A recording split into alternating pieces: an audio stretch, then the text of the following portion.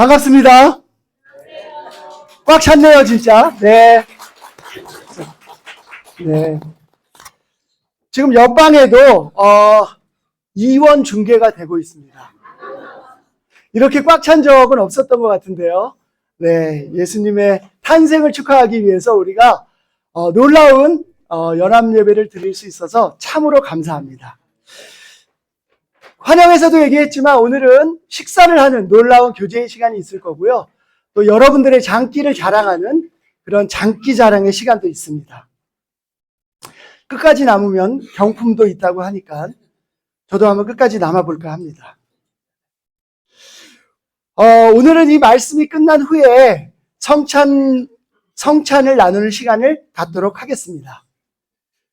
오늘 말씀을 나누는 저의 미션은 예수님의 탄생을 축하하는 크리스마스 특별 예배의 말씀을 전해야 되고, 예수님의 죽음, 그분의 살과 피를 기억하는 성찬의 마음을 준비할 수 있도록 해야 되고, 또 뒤에 여러분들이 기다리는 순서에 지장이 없도록 최대한 빨리 마치는 게 제 미션입니다. 준비할 때부터 좀 짧게 하고 우리가 해야 된다고, 교제를 해야 된다고 여러분이 얘기를 하셨습니다. 최대한 줄여보겠습니다. 하지만 말씀을 하고자 하는 사람은 좀 길어지기 마련인데요. 최대한 줄여보겠습니다. 하지만 분명한 건 이 시간에 말이 길건 짧건 그것이 어떻건 간에 하나님이 분명히 이 시간을 통해서 우리 가운데 풍성하게 일하실 것이라고 믿습니다. 먼저 정말 이 자리에 모인 여러분 모두 예수님이 이 땅에 오심을 축하하면서 여러분에게, 옆에 계신 분들에게 함께 메리 크리스마스를 외쳐주십시오.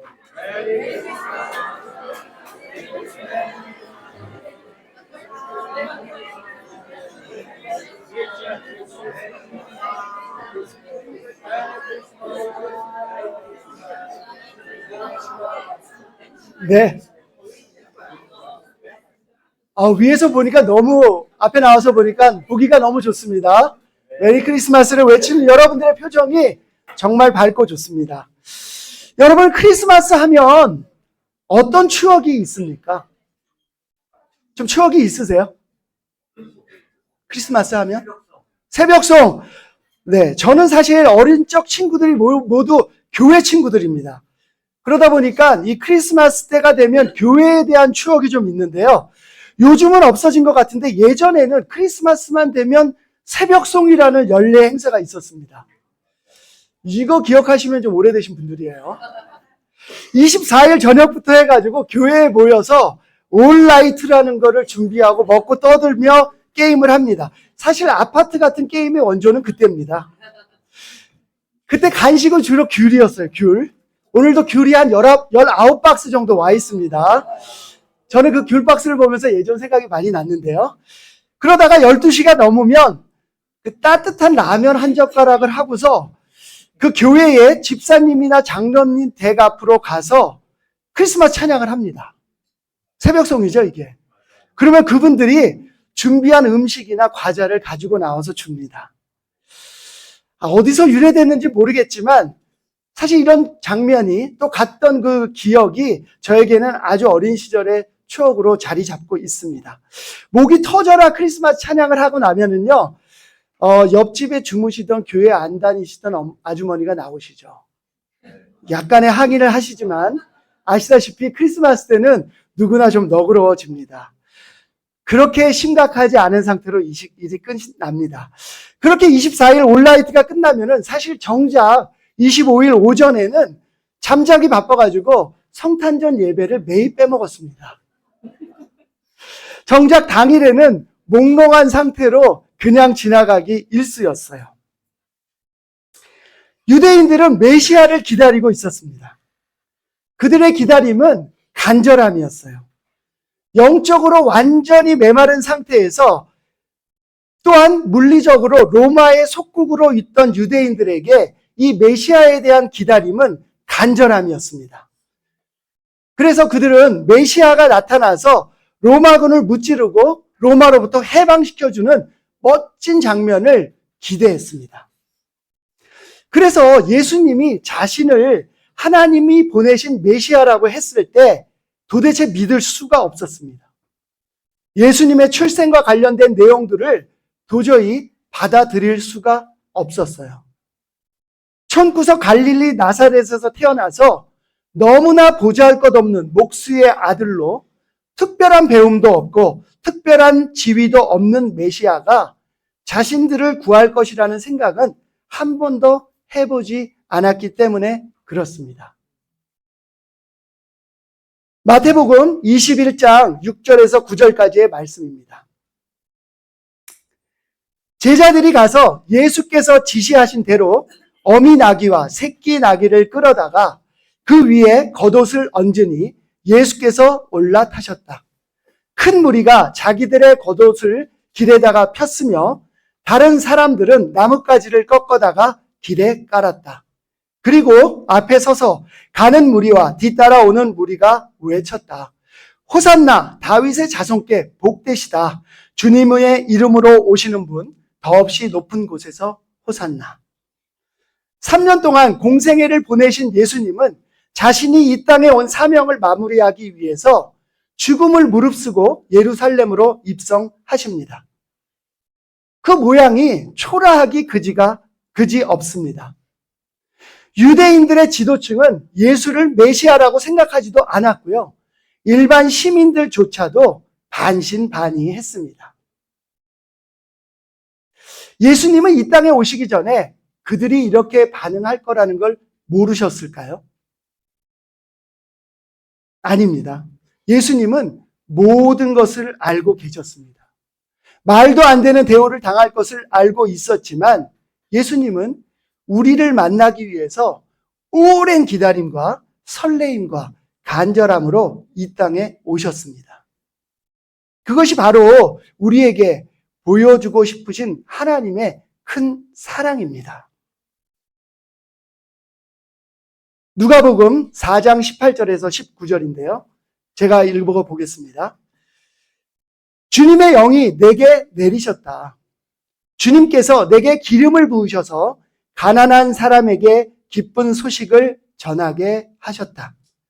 주님께서 나를 보내셔서 포로된 사람들에게 해방을 선포하고 눈먼 사람들에게 눈뜸을 선포하고 억눌린 사람들을 풀어주고 주님의 은혜의 해를 선포하게 하셨다. 메시아라는 이름으로 이 땅에 오신 예수님은 유대인이 생각하는 유대의 독립을 위해서 오신 것은 아니었습니다.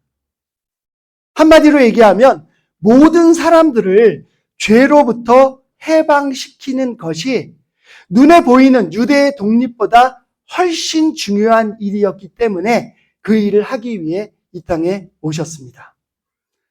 우리는 오늘 이 자리에 예수님의 탄생을 축하하러 모였습니다.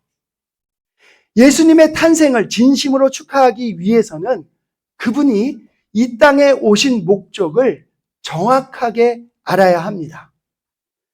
그분은 오랜 기다림과 우리를 만나는 설레임과 간절함을 가지고 이 땅에 오셨습니다. 그것은 죄의 포로로 묶여있는 우리를 해방시키기 위함이셨습니다. 그리고 이 세상을 보는 것이 아니라 영적으로 이 세상을 보게 하기 위해 오셨습니다. 그리고 그 모든 것들이 주님의 은혜임을 알려주기 위해 이 땅에 오셨습니다. 우리는 그분을 만나기 전에 모두 다 죄의 포로였습니다.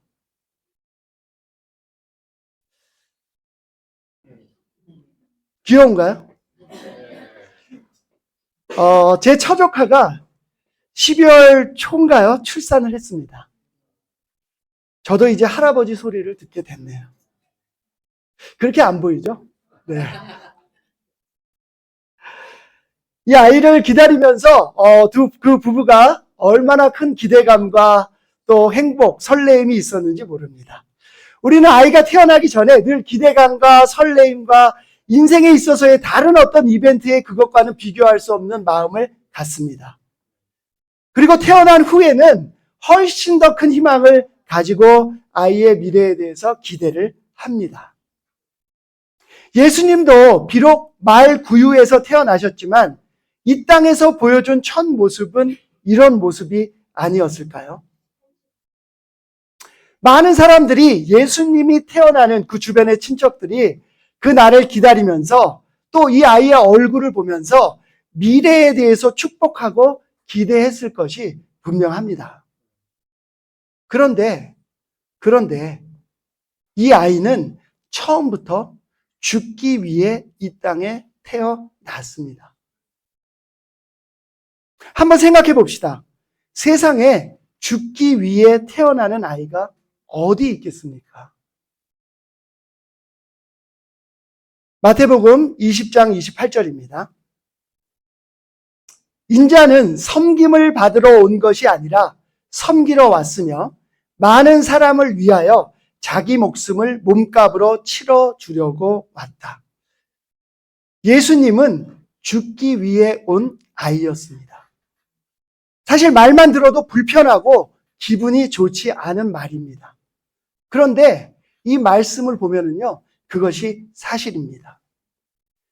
예수님은 우리를 죄로부터 해방하기 위해 죽기 위해 이 땅에 태어났습니다. 예수님은 십자가라고 하는 아주 처절한 죽음 앞에 자기의 몸을 다 던지셨습니다. 오늘은 예수님의 탄생을 축하하는 크리스마스 특별 예배입니다. 우리 온 마음으로 예수님이 이 땅에 오신 것을 축하합시다. 그 축하의 의미 중에 축하의 시작은 그분이 이 땅에 오신 목적을 정확하게 기억하는 겁니다. 그는 죄에 억눌린 저와 여러분의 삶을 위해 몸값을 치르기 위해 자신의 목숨과 우리를 바꾸셨습니다. 우리는 이것을 머리로 이해하는 것에서 그치면 안 됩니다.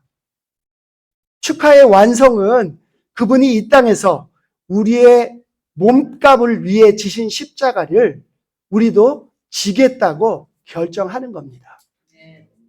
죽으러 온 예수님의 탄생을 축하한다는 것은 그분이 마신 독배를 우리도 마시겠다고 결정하는 거예요. 하루하루 그분을 닮아가겠다고 결정하는 겁니다. 우리 오늘 떡과 잔을 뗄 때 십자가에서 나를 위해 뜯겨진 그분의 살과 피를 기억합시다. 나의 십자가를 지겠다고 결정합시다. 마지막 구절입니다. 사도행전 1장 11절 말씀입니다. 갈릴리 사람들아 어찌하여 하늘을 쳐다보면서 서 있느냐? 너희를 떠나서 하늘로 올라가신 이 예수는 하늘로 올라가시는 것을 너희가 본 그대로 오실 것이다 하고 말하였다. 끝으로 저는 기대감과 설레임과 간절함으로 그분이 이 땅에 다시 오실 날을 기다리겠습니다.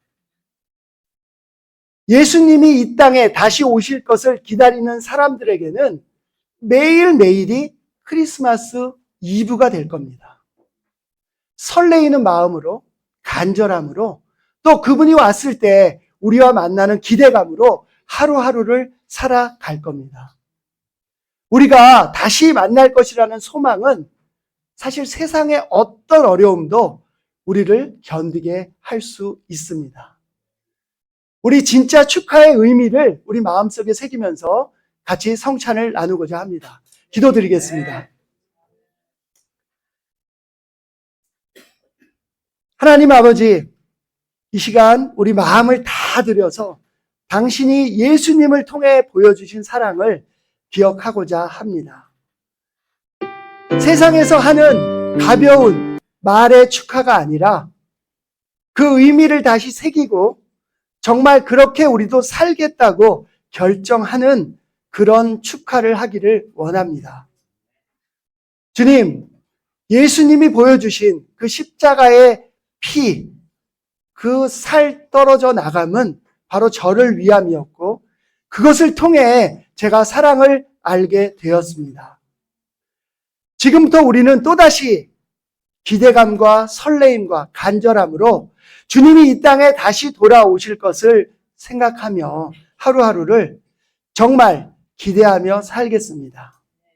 이 성찬의 시간에 우리 각자의 마음속에 우리 자신을 돌아보게 하시고 우리 각자의 마음속에 십자가를 심어주시기를 간절히 원하며 이 모든 말씀을 주 예수 그리스도 이름으로 기도합니다.